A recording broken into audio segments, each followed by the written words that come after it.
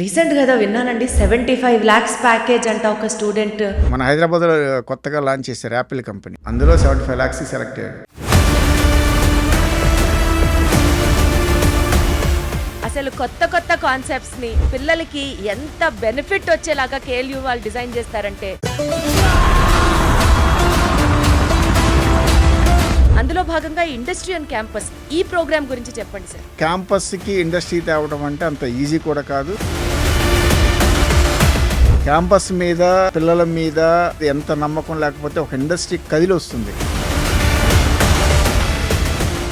Next ఇంకో 2-3 కంపెనీలు pipe లైన్లో ఉన్నాయి. వీటన్నిటికీ కూడా స్పేస్ ఇచ్చి క్యాంపస్లోనే అక్కడే పిల్లలు ట్రైన్ అయ్యి అక్కడే స్టైఫండ్ తీసుకుని అక్కడే ఉద్యోగం చేసుకునే facility the only one at KL university.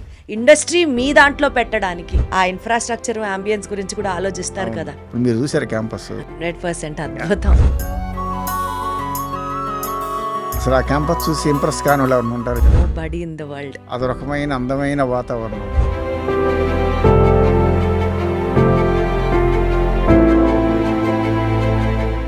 Change is the spice of life. ట్రెండ్కి తగ్గట్టుగా చేంజ్ అవ్వడం చాలా ఇంపార్టెంట్. నేను ఇలానే ఉంటాను అంటే కుదరదు కదా. ఈ మాట ఇప్పుడెందుకు చెప్తున్నానో తెలుసా? First of all, hello everybody, అందరికీ నమస్కారం. Welcome to this special interview filled with full of josh and information along with assigning proper education. నేను మాట్లాడుతున్నాను ఈ క్వాలిటీస్ అన్ని పర్ఫెక్ట్గా ఉన్నటువంటి కేఎల్ యూనివర్సిటీ గురించి.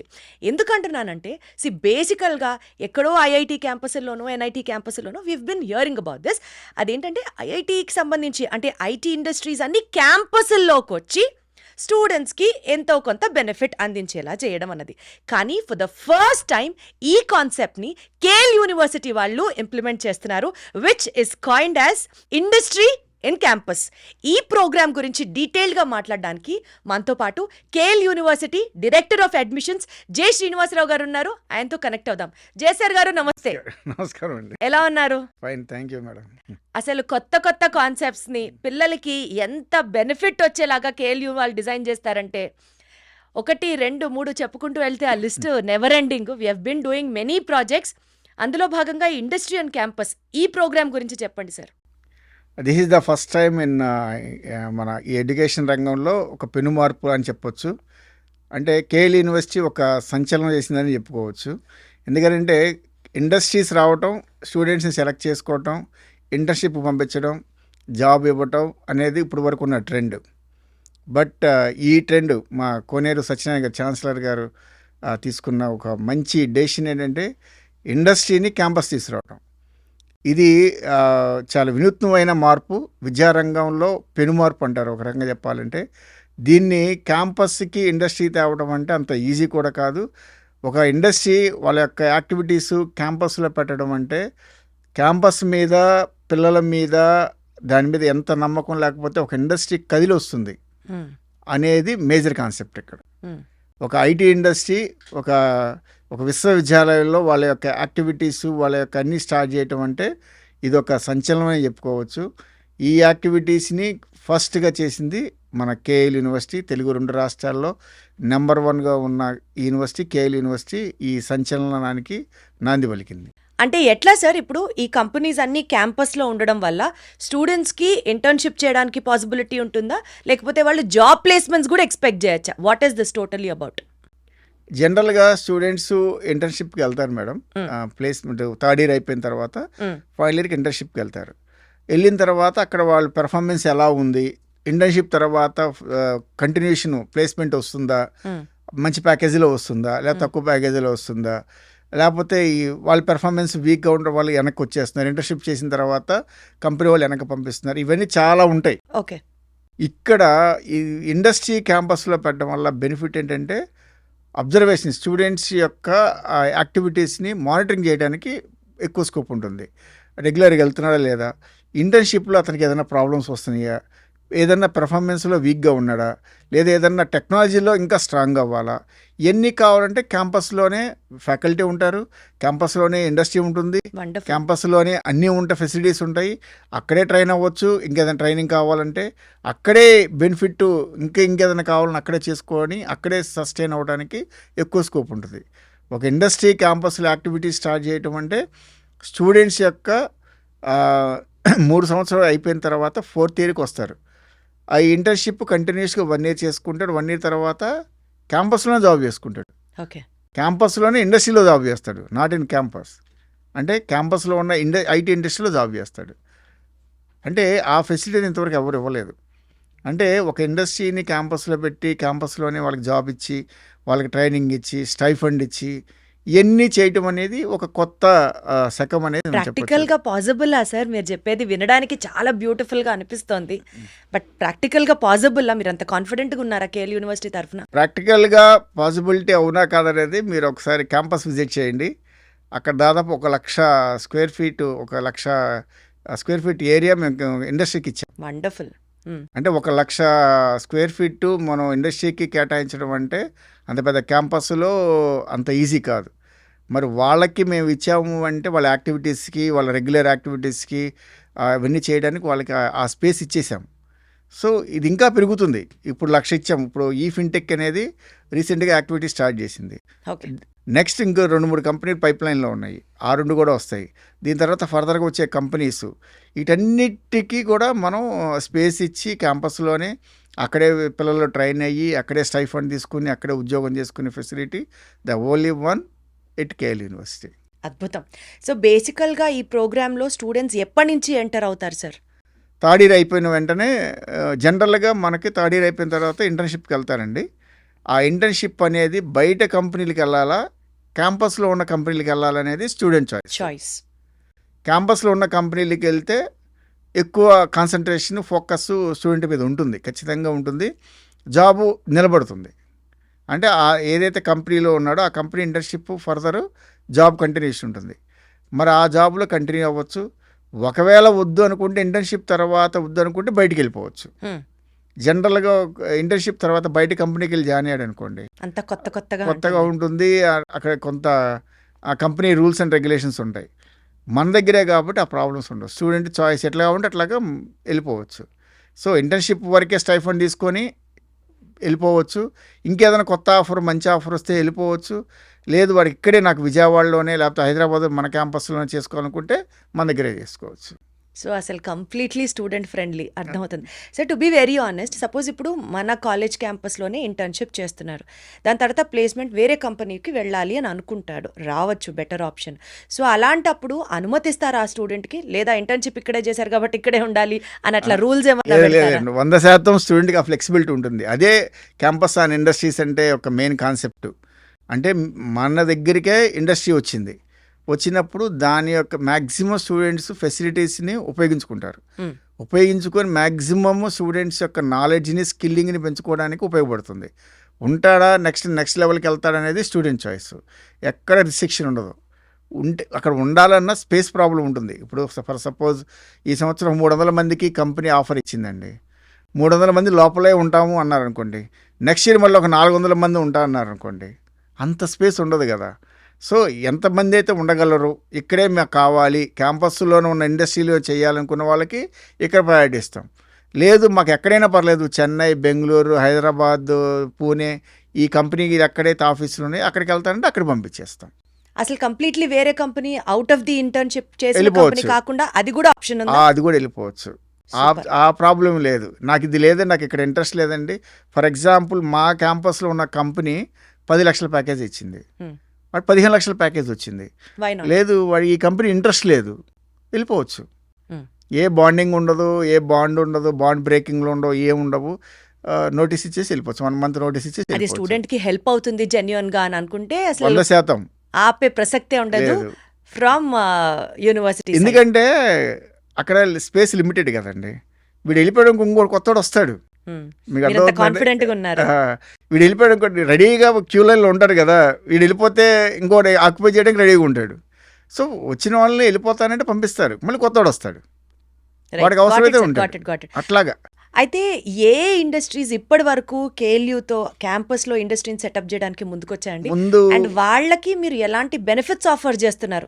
బికాజ్ ఎవరన్నా అక్కడ చెయ్యాలి ఇంటర్న్షిప్ ఆర్ జాబ్ అని అనుకుంటే ఆ ఇన్ఫ్రాస్ట్రక్చర్, అంబియన్స్ గురించి కూడా ఆలోచిస్తారు కదా. సో స్టూడెంట్కి ఎలాంటి బెనిఫిట్స్ ఉండబోతున్నాయి, మీరు ఆఫర్ చేసేది ఏంటి, ఆ కంపెనీ వచ్చి ఇండస్ట్రీ మీ దాంట్లో పెట్టడానికి, వీటి గురించి చెప్పండి. ఫస్ట్ క్యాంపస్ అండి. క్యాంపస్ చూసిన తర్వాత ఇంప్రెస్ అయ్యారు ఇండస్ట్రీ వాళ్ళు. ఇప్పుడు మీరు చూసారు క్యాంపస్, 100% అద్భుతం. అసలు ఆ క్యాంపస్ చూసి ఇంప్రెస్ కాని వాళ్ళు ఎవరైనా ఉంటారు నో చెప్పండి? Body in the world. 100 ఎకరాల క్యాంపస్, చుట్టూ హెవెన్ ఆన్ చెట్లు, ఎర్త్ అంతే. అదొక రకమైన అందమైన వాతావరణం.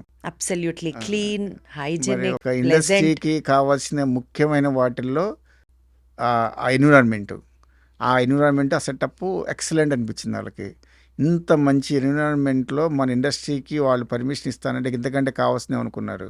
స్పేస్ ఇస్తున్నాము, పవర్ ఇస్తున్నాము, అన్ని రకాల ఫెసిలిటీస్ ఇస్తున్నాము, వాళ్ళ యాక్టివిటీస్ స్టార్ట్ చేయండి అంటున్నాము, పిల్లల్ని ఇస్తున్నాము. ఒక ఇండస్ట్రీకి కావాల్సింది ఏంటి మేడం?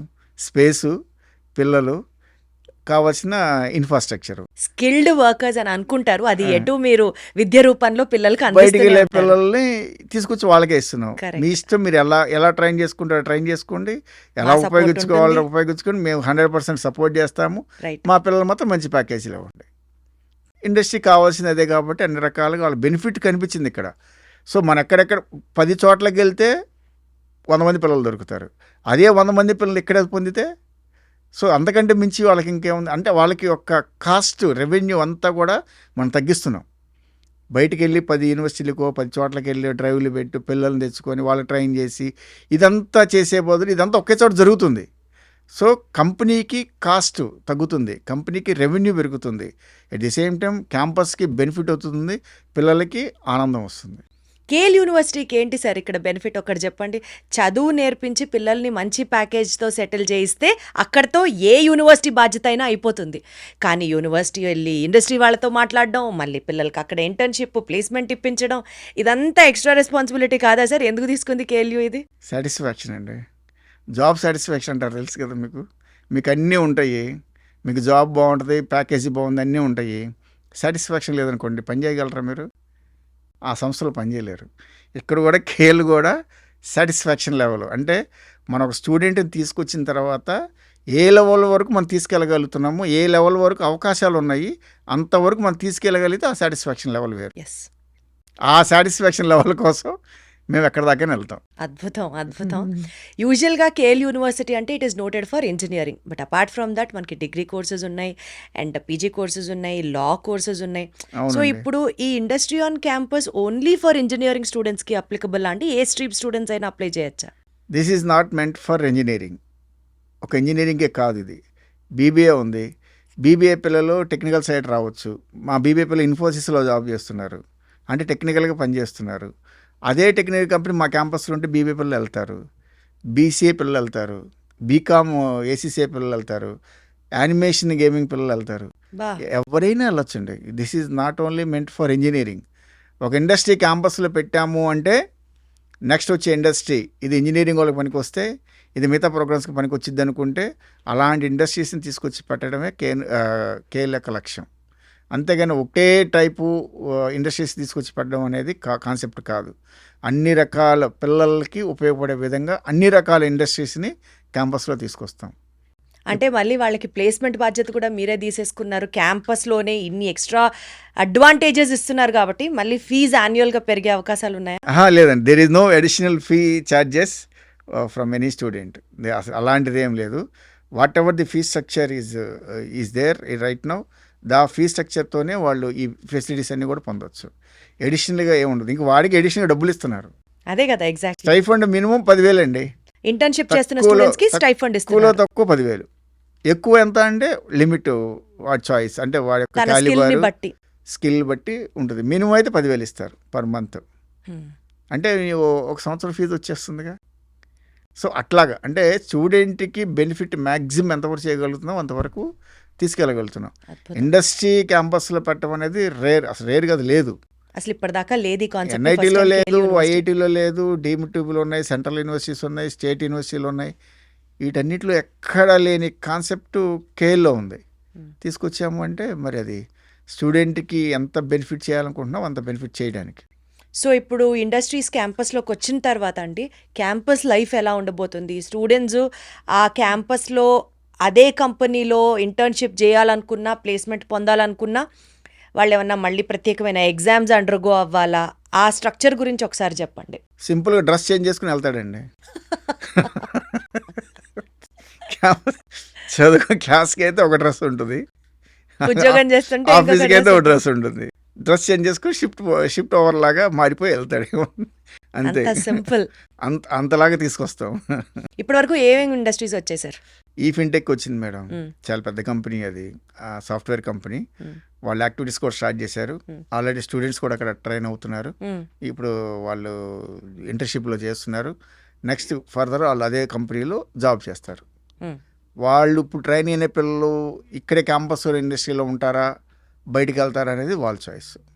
ఇక్కడైనా ఉండొచ్చు, బయటికైనా వెళ్ళొచ్చు. అంటే వీళ్ళ ఆఫీసులు బయట ఉంటాయి, అక్కడికైనా వెళ్ళొచ్చు, ఎక్కడికైనా వెళ్ళొచ్చు. సో ఇది స్టూడెంట్ చాయిస్ తప్పితే ఎక్కడ రిస్ట్రిక్షన్ ఉండదు. ఓకే. సో ఇన్ని ఫెసిలిటీస్ మనం స్టూడెంట్స్కి ఒకే జోన్లో ఒకే చోట ప్రొవైడ్ చేయగలగడం అనేది ఓ హిస్టరీ. అది బయటికి వెళ్ళిన తర్వాత స్టూడెంట్ ఒక రకంగా ఉండరు మేడం. జనరల్గా ఇంటర్న్షిప్కి థర్డ్ ఇయర్ అయిపోయిన స్టూడెంట్ ఫైనల్ ఇయర్ ఇంటర్న్షిప్కి వెళ్ళిన పిల్లలు కొంత తెలియకపోవడం కావచ్చు, లేకపోతే నాలెడ్జ్ తక్కువ ఉండొచ్చు, లేకపోతే అక్కడ ఎలా బిహేవ్ చేయాలో తెలియకపోవడం, వీటి వల్ల కొంత ఇబ్బంది కూడా పడుతున్నారు. అవన్నీ లేకుండా ఇక్కడే అన్నీ అయిపోయి జాబ్కి వెళ్ళిపోతారు. నెక్స్ట్ ఇక్కడ 1 year జాబ్ చేసిన తర్వాత నెక్స్ట్ ఇంకో జాబ్కి వెళ్ళాలనుకుంటే కంప్లీట్ నాలెడ్జ్తో, కంప్లీట్ డేటాతో, కంప్లీట్ ఇన్ఫర్మేషన్తో స్టూడెంట్ బయటికి వెళ్తాడు. అంటే ఆ ఎక్స్పీరియన్స్ కూడా ఇక్కడే వచ్చేస్తుంది. బయటికి వెళ్ళి ఎక్స్పీరియన్స్ పొందేటప్పుడు కొన్ని ఇబ్బందులు వచ్చినాయి. ఆ ఇబ్బందులు కూడా తొలగిపోయే విధంగా ఇక్కడ ట్రైన్ చేసి పంపిస్తారు. ఇంక బయటికి వెళ్ళి ట్రైన్ అవ్వడం కూడా ఏం లేదు మేడం, అంత అయిపోతుంది ఇక్కడే. KLU is always known for highest packages and 100% placements. Recent కదా విన్నానండి, 75 lakhs ప్యాకేజ్ అంట ఒక స్టూడెంట్. యా మేడం, అది నిజమేనా లేకపోతే అట్లా న్యూస్ స్ప్రెడ్ అయిపోతుందా? 100% మేడం. మా దగ్గర చదివిన స్టూడెంట్ హైదరాబాద్ క్యాంపస్లో చదివాడు స్టూడెంట్. మన హైదరాబాద్లో కొత్తగా లాంచ్ చేశారు యాపిల్ కంపెనీ, అందులో 75 lakhs సెలెక్ట్ అయ్యాడు. ఇది అసలు major victory to KL and major victory to student community. ఎందుకని అంటే స్టూడెంట్ కమ్యూనిటీలో ఒక తెలంగాణ కావచ్చు, ఆంధ్ర కావచ్చు, ఈ స్టూడెంట్ కమ్యూనిటీలో హైయెస్ట్ ప్యాకేజ్ వచ్చిన స్టూడెంట్ నాకు తెలిసి 2 రాష్ట్రాల్లో లేరు, ఇక్కడ ఉన్న కంపెనీలో. ఇట్ ది సేమ్ మన తెలంగాణలో ఎస్టాబ్లిష్ చేసిన యాపిల్ కంపెనీలో 75 lakhs రావటం అనేది ఇట్స్ ఈజ్ హైయెస్ట్ అండ్ ఆ credit goes to KL university. Congratulations అండి. అంత ఈజీ కూడా కాదు. అంటే ఆ స్థాయికి తీసుకెళ్ళగలటం అనేది పిల్లల్లో ఆ మార్పు, పిల్లల్లో ఆ టెక్నాలజీ డెవలప్మెంట్ అనేది తీసుకురావటం అనేది అంత ఈజీ కాదు. ఏదో చిన్న కంపెనీ అది ఇచ్చిందంటే అనుకోవచ్చు. యాపిల్ లాంటి మల్టీనేషనల్ కంపెనీ అంత ప్యాకేజ్ తీసుకుందంటే ఏ లెవెల్లో వాళ్ళకి స్క్రూటినీ ఉంటుంది, ఏ లెవెల్లో వాళ్ళకి ఇంటర్వ్యూ ఉంటుంది, ఏ లెవెల్లో వాళ్ళ యొక్క పెర్ఫార్మెన్స్ టెస్ట్ చేస్తారనేది ఒక్కసారి ఆలోచించండి. వాళ్ళు 75 lakhs ఇచ్చారు అంటే మిగతా కంపెనీలు ఏ రేంజ్లో ఇస్తారో ఆలోచించండి. సూపర్, అసలు సూపర్, జస్ట్ నో వర్డ్స్. ఒక పెద్ద కంపెనీలో ఇంటర్వ్యూ ఫేస్ చేసిన దానికి ఒక చిన్న కంపెనీలో ఇంటర్వ్యూ ఫేస్ చేసిన దానికి చాలా తేడా ఉంటుంది. అది యాపిల్ లాంటి ఒక పెద్ద మేజర్ కంపెనీ, US బేస్డ్ కంపెనీలో 75 lakhs రావటం అనేది it's a miracle, it's a wonderful, it's a wonder. ఆ వండరు, మిరాకిల్ అంతా కూడా మా KL విద్యార్థికే దక్కింది. సో మొత్తం టీమ్ ఆఫ్ KLUకి క్రెడిట్ని మనం ఇచ్చి తీరాల్సిందే. అయితే ఇప్పుడు KL యూనివర్సిటీలో స్టూడెంట్ అడ్మిషన్ తీసుకోవాలి అని అనుకుంటే ప్రాసెస్ ఏంటి చెప్పండి? ఆల్మోస్ట్ అయిపోవచ్చినాయి అండి. It's a closing season admissions అనేవి. ఇప్పుడు JEE బేస్డ్ మీద ఇస్తున్నాము. ఎందుకంటే నిన్న రీసెంట్గా JEE అడ్వాన్స్ కూడా రిలీజ్ అయినాయి. కౌన్సిలింగ్కి 14 లక్షల మంది రాస్తే కౌన్సిలింగ్కి ఎలిజిబిలిటీ వచ్చింది 60,000 మంది జోసా కౌన్సిలింగ్కి. సో మిగతా వాళ్ళు ఏదైతే అంటే ఎలిజిబిలిటీ వచ్చిన వాళ్ళు 55 నుంచి 60,000 మంది మాత్రమే ఉన్నారు out of 13 to 14 lakhs students in entire India. మిగతా వాళ్ళకి అలాంటి అంటే NITలో, IITలో ఏవైతే ఫెసిలిటీస్ ఉంటాయో NITలో, IITలో లేని ఫెసిలిటీస్ కూడా KLలో ఉన్నాయి. NITలో, IITలో, central university, deemed university, government యూనివర్సిటీల్లో లేని ఫెసిలిటీస్ కూడా మన KLలో ఉన్నాయి. అంటే లైక్ సార్ ఎగ్జాంపుల్ స్టూడెంట్స్కి, పేరెంట్స్కి తెలియాలంటే ఏం చెప్తారు? ఇప్పుడు NITలో, IITలో మన తర్వాత ఇప్పుడు మన నేషనల్ లెవెల్లో 22వ ర్యాంకు, మన తర్వాత ఉన్న IITలు కూడా ఉన్నాయి. అంటే 28, 35 వాటిలో కూడా ఉన్నాయి. స్టేట్ యూనివర్సిటీస్ మన తర్వాతే ఉన్నాయి. అంటే 22వ ర్యాంకు మనకి వచ్చిందంటే మన తర్వాతేగా వాళ్ళు. అంతే కదా, మనం ముందున్నాం, మన తర్వాత వాళ్ళు ఉన్నారు. IITs ఉన్నాయి. ర్యాంకింగ్ ఎట్లా చేస్తారు సార్? మేబీ ఇది సెంట్రల్ గవర్నమెంట్ అండి, సెంట్రల్ గవర్నమెంట్ NRF ర్యాంకింగ్ అది ఎవ్రీ ఇయర్ ఇస్తుంది. ఆ ఎవ్రీ ఇయర్ ఇచ్చిన దాంట్లో మనం అంత ముందు ఇయర్ 27లో ఉన్నాము, ఈ ఇయర్ 22కి వచ్చాము. నైస్. సో ఎవ్రీ ఇయర్ మనకి ఆ ర్యాంకు మారుతూ ఉంది. అంతకుముందు 50లో ఉన్నాము. చాలా తర్వాత ఇంప్రూవ్ అయి స్కేల్ చాలా చాలా అంటే ఒక డ్రాస్టిక్ చేంజ్. అదే performance based placement, faculty, infrastructure. మరి ఇలాంటి ఇండస్ట్రీస్ని తీసుకెళ్ళి క్యాంపస్లో పెడితే ర్యాంకింగ్ డెఫినెట్లీ ఇంకా ముందుకెళ్ళిద్దిగా మేడం. ఒక ఇండస్ట్రీ వచ్చి క్యాంపస్లో పెట్టి యాక్టివిటీ స్టార్ట్ చేసి స్టూడెంట్స్కి ఈ విధంగా జాబులు ఇచ్చి, స్టైఫండ్ ఇచ్చి, ట్రైనింగ్ ఇచ్చి, మంచి ప్యాకేజ్తో స్టూడెంట్స్కి పంపిస్తున్నప్పుడు మరి ఆటోమేటిక్గా ఏదైతే కావాలనుకుంటున్నామో అది చేస్తున్నప్పుడు ఆ ర్యాంకింగ్స్ అలాగే వస్తాయి. సో ఇప్పుడు మరి అడ్మిషన్ సీజన్ ఆల్మోస్ట్ ఎండ్కి వచ్చేసింది అన్నారు. ఇప్పుడు ఇంకా ఎవరైనా స్టూడెంట్స్ అప్లై చేయాలి అని అనుకుంటే ఆస్కారం ఉందా? ఇఫ్ సో వాట్ ఇస్ డైరెక్ట్గా రావటమేనండి. ఇంకా ఎగ్జామినేషన్ ఇంకేం ఉండవు. జేఈ మేము హైయెస్ట్ ప్రయారిటీ కింద తీసుకుంటాము. Okay. JEE score is the highest priority కింద తీసుకుంటాము. ఇంటర్మీడియట్ మార్కులు కూడా తీసుకుంటాం. ఇంటర్మీడియట్ మంచి మార్కులు మెరిట్ ఉన్న పిల్లలకి మంచి స్కాలర్షిప్లు స్టిల్ ఇస్తాం. ఇవైతే యాక్చువల్గా అయితే మిగతా వాళ్ళకి ఇవ్వము. ఏదైతే జేఈ స్కోర్ ఉన్న వాళ్ళకైతే 100% ఇంకా ఛాన్స్ ఉంది. వండర్ఫుల్. 100% ఫీజు కట్టకుండా చేరడానికి ఇంకా ఛాన్స్ ఉంది. ఇంకొక 15 days to 20 days టైం ఉంది.